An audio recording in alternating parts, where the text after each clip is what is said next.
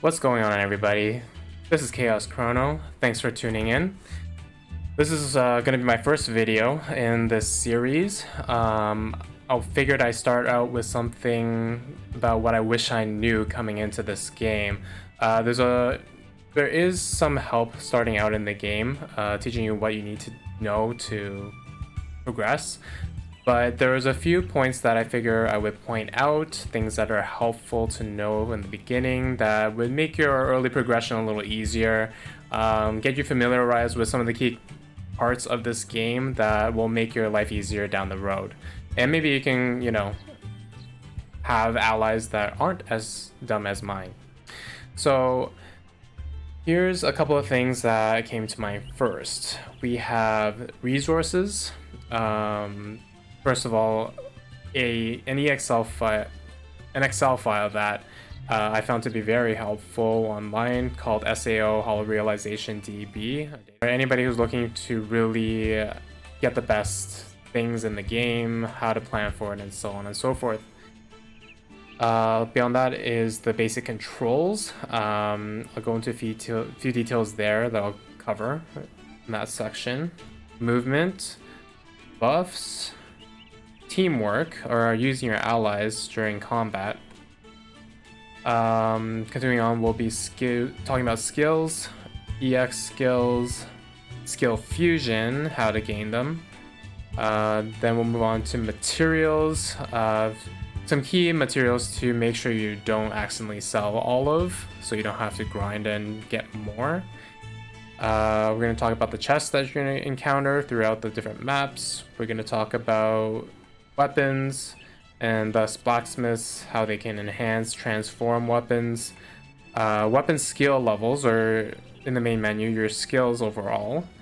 And then we're going to talk about the NPCs and allies that you have, how to find them, how to develop the relationships you have with them, and things like that. So stay tuned. I may split this actually into 2 videos depending on the duration. We'll see how the editing goes. And if you have any suggestions, anything that you would want to see, given this is my first video, please bear with me for any and all mistakes that I'll make. But I do hope to hear from you guys and try to improve on what I'm making here. So let's jump into things. Well, first things first, we're gonna go into the controls. So let's go to a different part of the map. Just to the starter area is fine. Restored plains, which I'm sure you guys are all familiar with at this point. Oh, and do get used to long loading screens because it does save every time you enter a new area. Alright, so controls. Obviously my speed is going to be modified with all the different items that I have right now, so don't feel left behind when your movement's a little slower. But first, controls. Basic attack, you're all familiar with. You press Y and you go into a series of attacks. Obviously, I like Kirito, so I'm using his swords, which come much later in the game. And I'm dual wielding.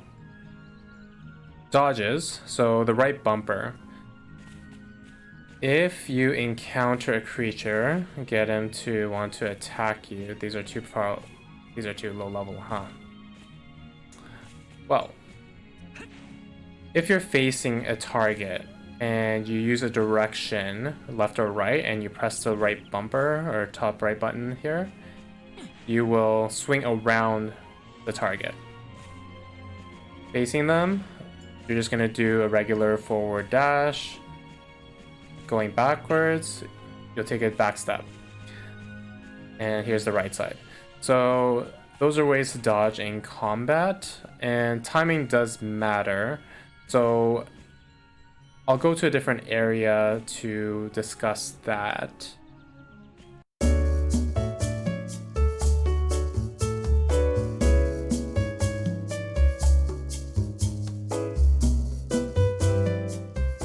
Alright, so once again, in front of him, Make sure to get the directions right.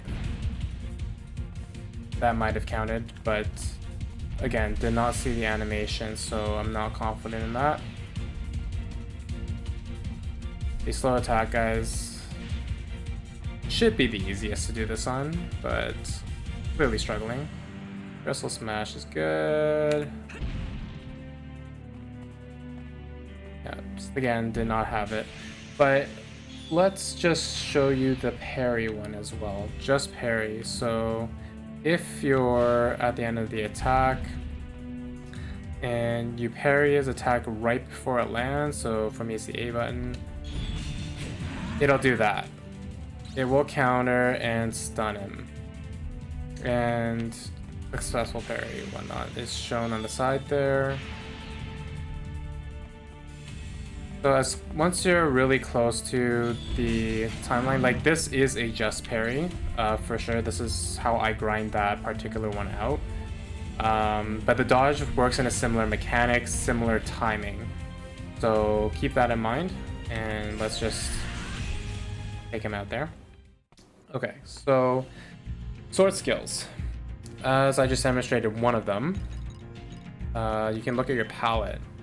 So up here is where you typically keep all your sword skills. I do have 2 more down here, but that's just how I like to play. You can use this however you feel comfortable. You'll notice that each sword skill has a type: slashing, blunt, or thrusting. So each one of the 3, there is a each mob has a weakness to one of them. As you'll figure out in game, and actually I should probably add that into information that'd be good to know from the beginning. So for this particular mob, these mechanical creatures, blunt is what they're weak against. Slashing and thrusting aren't going to do much. You'll encounter turtles, they are weak to thrusting. And most mobs are relatively weak to slashing. Like trees and whatnot, I believe, are slashing weaknesses. But again, play through, you'll notice different amounts of damage depending on what skills you use. So make sure you take note there. Next is the number of hits within that skill. That's how many hits it'll deliver, assuming you aim properly and he's in the hitbox range of that attack animation.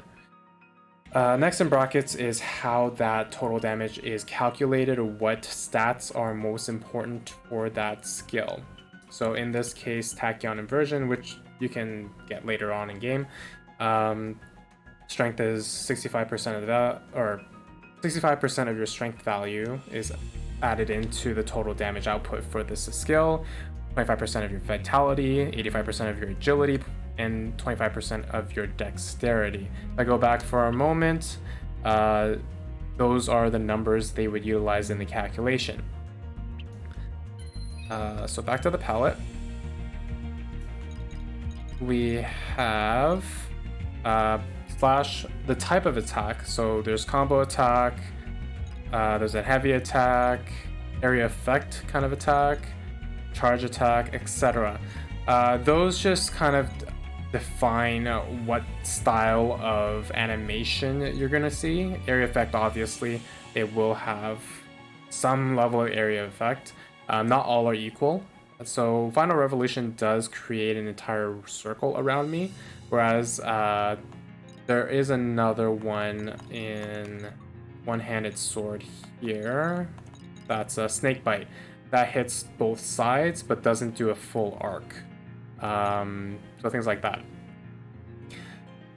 Next, and combo attacks, yeah, typically you would utilize these for your chaining of combos. However, that's not restrictive.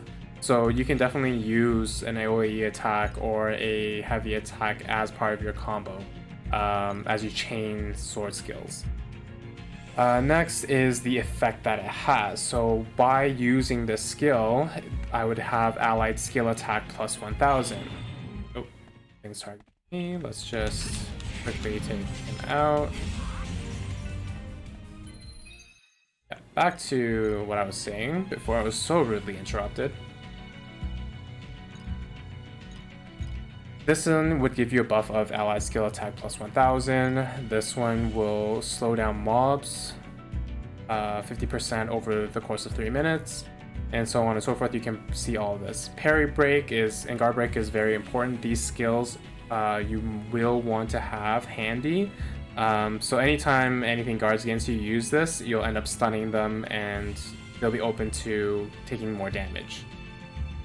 Always have a parry somewhere. This, depending on your style of play, could be more important. Also depends on what mobs you face. Certain ways of counteracting is more efficient or better. Again, all just depends on your playstyle. Okay, so that is the sword skill, and again, depending on where you bind it. So Tachyon version for me is if I stand still but press the X button, then it'll use that sword skill.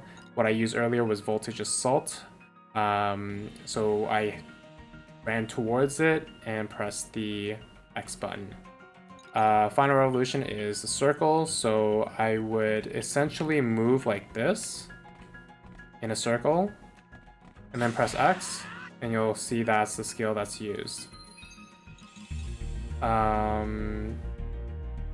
Nightmare Rain is a double tap, so you have to do double direction, same direction, or actually it doesn't have to be the same direction.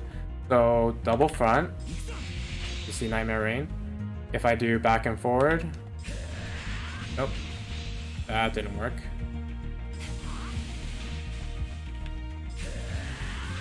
Also not doing this right. But see, I ran back and then forward, and it's also Nightmare Rain. Just make sure it picks up the fact that you're going that direction. And the same thing applies here. Direction with A, circle with A, and double tap with A. I rarely use these two. These are more so placeholders more than anything. Actually, this one, double tap more common. Area effect. There's really only one attack that's area effect with this weapon, so that's why I'm just throwing in some as a placeholder right now. As double circular is something I use to chain more sword skills together because the animation is relatively short. So something else I'll be going into a bit later. So just to demonstrate, forward and A is Starburst Stream. Double tap forward is the Eclipse, or double tap direction. Eclipse.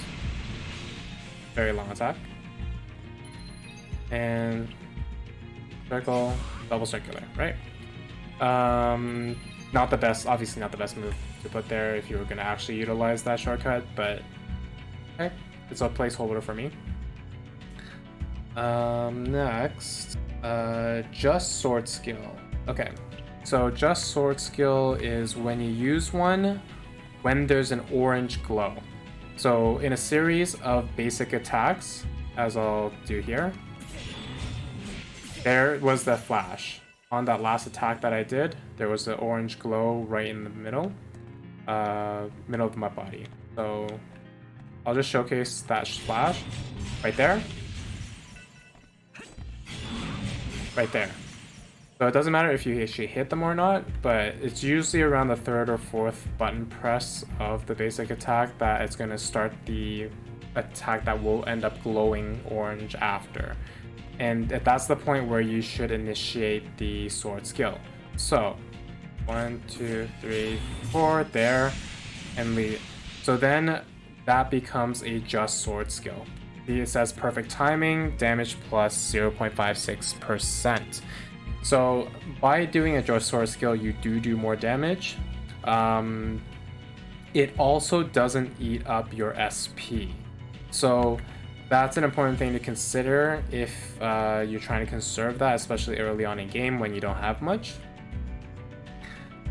Alright, so that is a just sword skill. Just parry we talked about. And sword skill chaining, so doing multiple back-to-back. Let's change the location. Alright, so we're here. let's talk about movement for a second before I go into the sword skill chain, just because I need to run over there. So right now my movement speed is boosted.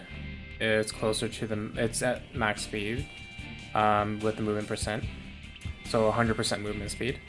Now, other than getting items that make you move faster, there's two other ways to make your movement faster. So one is the dodge button, where you shoot forward, and you'll use up a bit of SP for that, which can get reduced by, again, weapon and equipment effects. Just clearing the space here, just so I can run this way. So the other way, so you notice when you sheath your weapon, you have the attack, throwing, action, and jump options, right? So if you run forward, jump, and then throw while you're in midair, you'll launch yourself forward. Don't ask why, this is just how the game mechanics work. See? So you jump, throw, and it accelerates your movement while in midair. Yeah, if you jump over obstacle as well, as long as you have some level of forward momentum when you do so and you throw, then it's gonna work. If you stand and throw, obviously nothing happens. You can also throw and kill things once you're at a very high level with a lot of damage and attack. That helps clear the area, but there is a cooldown to throwing, so it might not be as fast as just straight up using your swords. So, back to sword skill chains. Now, earlier we talked about an orange glow for a just sword skill. Sword skill chaining will rely on a blue flash. Once you see the flash, then you want to initiate your next sword skill in order to chain it. Use a sword skill, flash blue, use the next one, flash blue, use the next one, flash blue, use the next one, flash blue, use the next one. I missed that last one there, but as you saw at the bottom, the number of chains in a row increased. So here, here, there. So I did 3 in a row and then I missed it. Oh, gotta kill these guys first, so use area of attack. So again, 1, 2, 3, 4. So as you time it right, you can keep going. I'm gonna skip over this part just because it's irrelevant for the time being. So with the sword skill chains, you'll see a number there, max SSC. That's the max number of sword skill chains you can do in a row before the system prevents you from doing any more. Mine is very high at base with the buffs, just because of my level and gains. But at the early end, you don't need that many sword skills anyway to take down an enemy. Just have a powerful enough weapon. So we talked about the movement. Oh, one other thing is the map. So notice at the top right, there is a map that guides you. Now, it took me a while to figure out like how to actually zoom in on that map or have a bigger map show. What you do is you hold the left bumper and press the left trigger. That switches the map to a enlarged view, and usually for encompassing the whole area. There are some areas that don't let you actually see the remaining area like this, like a fog of war kind of situation. So just keep in mind that's not always applicable, but for the base game, this should always work. Moving on, so I did just skip over the entire buff animation, but all you need to know for that is as you progress through your skills, all the buffs that you get, battle skills in this case, they all benefit you. There are some that do have a cost as well, so just take a note that might not be the most ideal to apply at all times. But otherwise, use them as much as you want. One tip for organizing your battle skills in your palette As you'll see from me, I base mine on the order I apply the buffs and the recast time on them, so the cooldown time. And their abilities as well. So Accelerate, it briefly reduces recast time, which is great, and it'll apply to all your buffs. So you'll notice up here, this is at the earliest because I want that to kick in for all the subsequent buffs that I apply. Also, the recast time is 300 seconds. Now, this section is a bunch of different buffs that you would obtain later on in game. Unique ones that last longer, like 10 minutes, hence why the recast time is so long. So that's why they're together. These ones up top I put together because they are mostly, or these two because of their HP related, which ties into these two, which are area effect. So the rest of this bar is all area effect buffs, which I'll make sure to apply to all my allies that are with me as well. Moving down, so this is really where my main buffs start. Recast time 240 as I move down. The order, there is some alterations I would make for various reasons, or I was lazy and I didn't change it, and now I'm realizing that I should change it. But lightning stance, 300-second recast time, and then drops down to 240. But how I apply them is I go across this row, I go down, and then come back across. So you know it's coming down, drops to 180, to 120, and 90, and 60, and I end here. So overdrive increases the duration of any active skill effects. That's why I apply this at the very end. Skill duration up plus 20% for 3 minutes. So overdrive in combination with accelerate helps me to be able to reapply all these buffs more frequently, and thus be always attacking at a more optimum power level. At the very end here, further down, so in a situation where I want to prevent any effects of, let's say retaliation or staggering effects. So if I get stunned very frequently by a certain enemy or knocked down and such, and I was concerned about that while I was wailing on them, then hyper armor would be something I would apply. These ones all affect my damage output as well, but they do have costs. So let me just try to find one that, yeah. So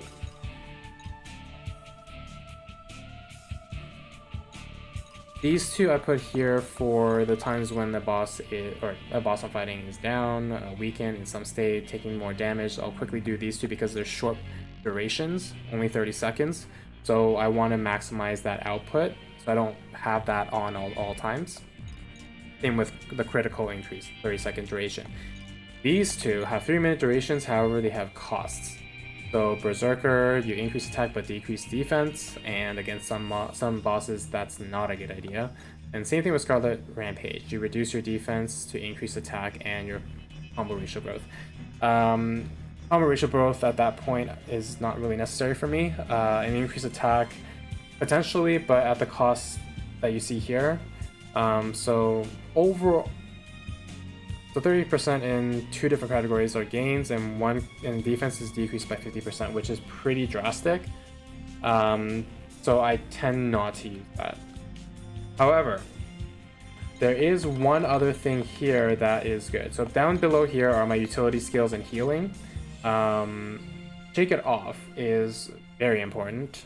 You can get poisoned, you can get not really stunned, but paralyzed. So that are all debuff effects that you can shake it off. Again, it's not a 100% rate, but you could get rid of it. Similarly, these negative effects are actually considered debuffs as well, so Shake It Off can potentially remove them as well. Sneak and invisibility, so you can not get attacked by mobs all the time. XP gain, so these are utility. Speedmaster, this comes in handy early on in the game where you can move around faster, but in late game it becomes relatively irrelevant. Fairy Dance grants another jump in the air, so you would actually trigger this to make it happen. I'll give an example of that. So I tend to keep my bar open for when I need to use this. Most of the time you won't need to. So I'll open this, I'll bring this up to Fairy Dance. So I need to, I'll jump, and then Fairy Dance over whatever. Moving on, I think there's only a few more skills that I have here. Lightning attack, so it would instantly refill my SP gauge. But after I've been wailing on a boss for forever and used up all my SP, I could use that.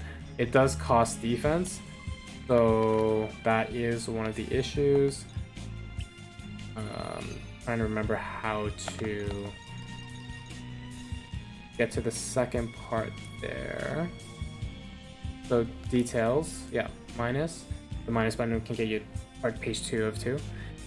SP recovery is 100%, but the defense is reduced by 50%. So sometimes, obviously, to charge up your SP requires you to do this action, which I didn't go over yet, but here you go. Hold the defend button and press R to SP charge. It takes time to charge. The instant refill is pretty nice. And the very last thing is quick skill. So you essentially don't use SP during the skills active period, which is yeah, so minus 100% cost for 15 seconds, and your attack speed goes up for 60. So for 15 seconds, you can keep using skills back to back to back, and you won't use any SP. This really helps when you're trying to do long chains. So definitely would vouch for this skill. Now, that's more or less all the buffs that I want to, all the buff information I want to talk about. Again, feel free to build however you want with your buffs. There is no one right way to do this. Just do your thing and have fun. Next is the teamwork skills. So if you hold down your left bumper, I replaced 2 of them with, actually on the right side, I replaced them with other sword skills or battle skills, but I kept U skill and switch. So these 2 are important for my playstyle because the switch button will initiate an attack where you stun the target, and then your partner will continue attacking after that. The stun component is what I do it for, so I don't know if they'll survive. No, they will not survive. It's important for creatures later on that might flee, that might, but you might want to pin down for that period of time, or if a boss is about to initiate some huge attack, you can stun it using the switch option, so it prevents that attack from triggering. Some attacks you can't prevent, so just be aware of that. So if I had my allies with me, that would be their cue to jump in, and if these mobs weren't overly weak for my build right now. Allied skills, the one that I have, you'll send your allies to surround the enemy and initiate all their sword skills, which you can customize as well. As they perform those sword skills, it benefits you because when you use your own and you hit them at the same time, the multiplier for that target will go up faster. And all of your allies will do it, so you can have up to 3 allies in this world here. Let me just go back to pick them up so we can demonstrate while I discuss this. Alright. So let's head over to that guy over there. You can keep this open. You can just run through any area, really. You don't necessarily have to follow them, and if you trigger their eyes, they try to target you. Just keep running. Once you're out of their range, they won't chase you, and the music changes back so you know you're not under attack anymore. and your NPCs will, or allies will catch up with you.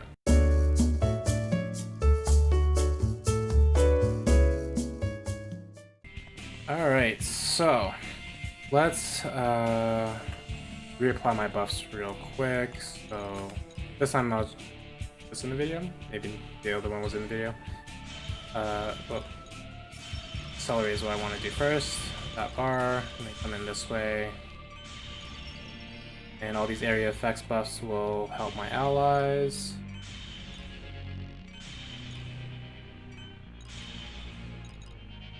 And my set of buffs. Oh, that's one important thing to take note. When you do your buffs, you do pull aggro. So if you're too close to a monster like that, then they'll start attacking you. So here I can do parry, stun it. I can use skills for my allies to start doing a group attack. So they'll go in, I will join. I'm not going to use the most optimal attacks just to show you that the multiplier does go up during this duration. It's already at 4 times. So take note, right now I'm using slashing attacks, which aren't the most effective. But if I switch to blunt, this will go a lot faster.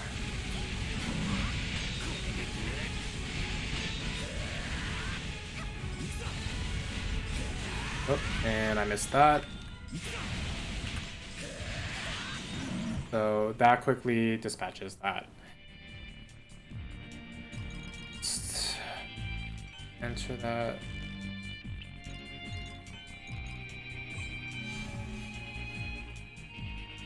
Ignore that for now. Alright, and when you start off the game, there won't be any elements like that. That comes in with the later part of the game.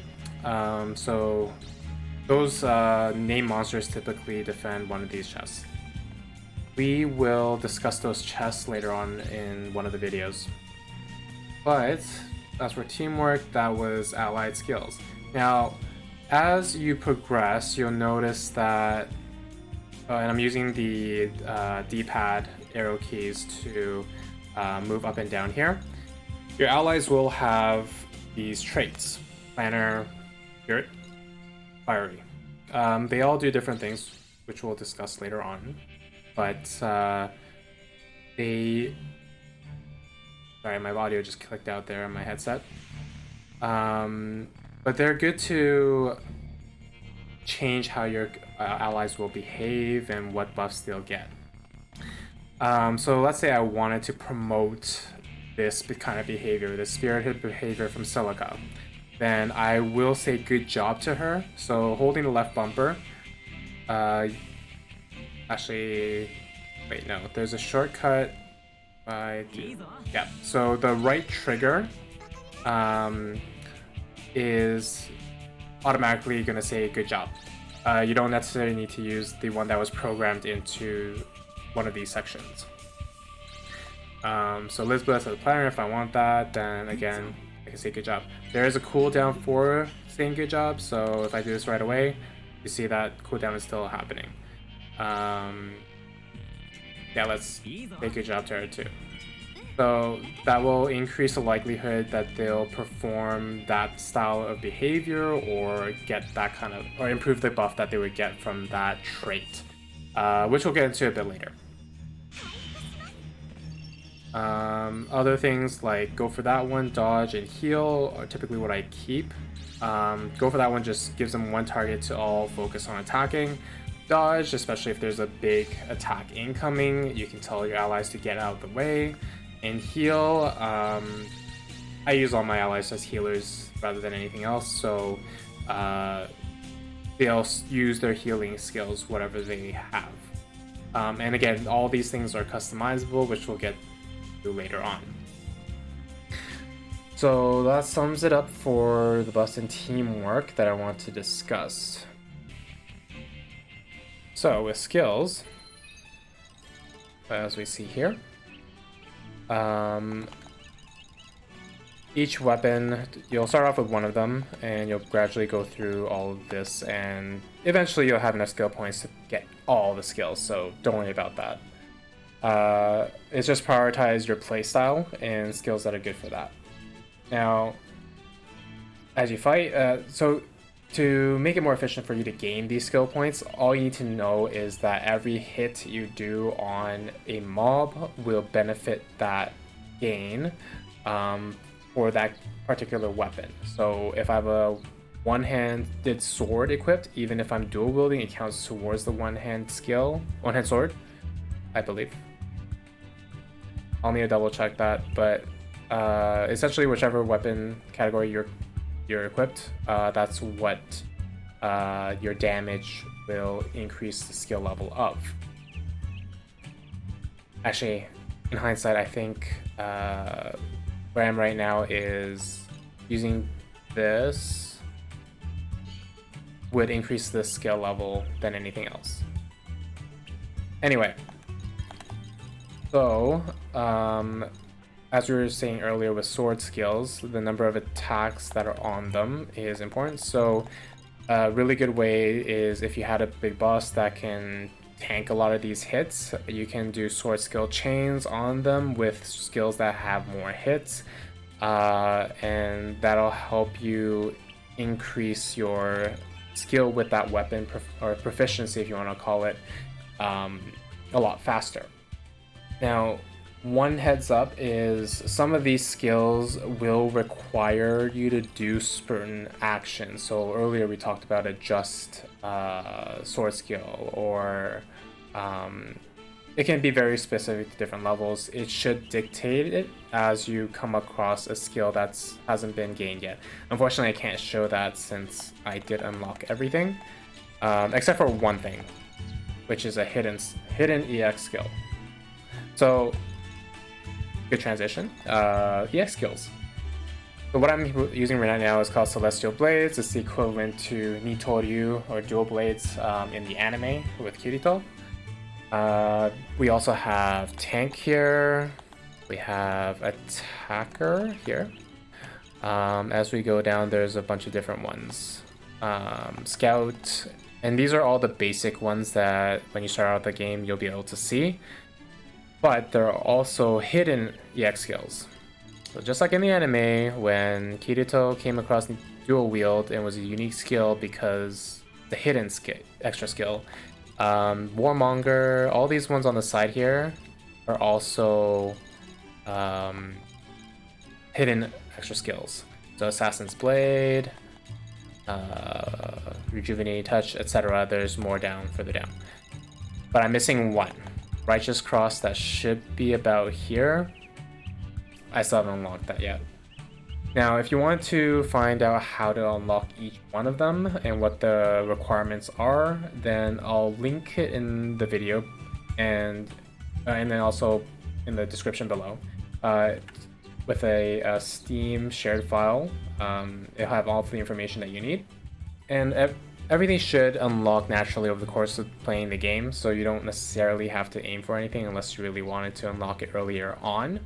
That's the hidden EX skills, and the requirements are a bit more detailed than just doing damage to creatures that are higher level than you are. So just to reiterate, fastest way to increase your skill level is to do damage with that weapon, using sword skills with that weapon, against creatures that are higher level than you. I don't think I explicitly stated that earlier, but if they're higher level than you, then you will get more skill levels by doing damage to them. Okay? The last thing in this section is skill fusion. Skill fusion is something that should have been added in the DLC or expansion, the expansion rather than the original game, but I believe for the Switch version you'll have access to that from the beginning. So if we talk to the menu is not really what you want, but so let's talk to Argo. Nope. I did want the menu. Okay, so Argo's who you're gonna need to look for to start these skill fusion quests. And I'll have in the other video discuss how to find these people more efficiently. But we can talk about skill fusion. So when you talk to her about skill fusion, she'll have these quest options available, which they brought up in the storyline. And each type requires different achievements to be made, different things to be done. We have, so just to say, different skills, there's attack fusion, tank fusion, buffer fusion, healer fusion. There's 4 of them. And for my partner, yeah, it tells you for your partner characters what they've achieved as well. Another way to look at what they've achieved is just in the main menu. You'll see my status if I use the right tab. Then you'll see my skill fusion levels. If you want to look at your allies, then you go to friend. So let's say Asna. Again, go over to, I gave her healer fusion rather than attacker fusion. Just because I want all my allies to be healers rather than fighters. Silica I haven't done, and Lisbeth I haven't done. So, going into what each of them entail, you'll see once you get to it, but in terms of what's the easiest fusion to do, I would say attacker, tank, and buffer are what you want to start off with. Healer, it's definitely a lot easier to do once you've gone to the DLC, as there's a map and there's a quick way to accomplish it, because you have to heal a lot of health in order to get it done. Attacker will naturally develop over the course of the game. You just need to be able to know how to use your skills and whatnot. Tank fusion requires you to essentially cover for an ally. So the easiest way for me to do it is go with that one ally. Well, you have to do it with only just one ally anyway, but also use the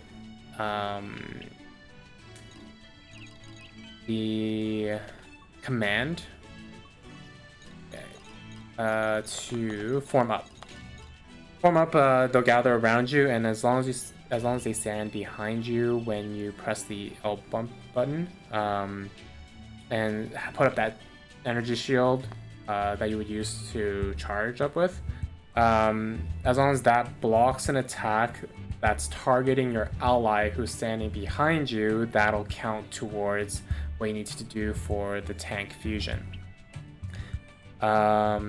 The buffer fusion requires you to sync attacks or do sword skills one after another, allied sword skills and things like that. So again, use what we talked about in terms of commands, using switch or using allied skills to time it so you can rack up those execution. If you guys need more of an example, I'm sure there's plenty of videos on YouTube so you could look up, or if you want me to make one, I can definitely do that as well, just as an add-on. But yeah, I'll leave it here for this video. It's already pretty long. Hopefully the editing will help smooth that out, and I'll continue the next part with materials. So thanks for watching. Hope you guys enjoyed it, and again, if you do like what I'm making, like, subscribe, give me comments below, tell me what you want to see in my future videos, and I'll do my best to make that for you guys. So thanks again, bye.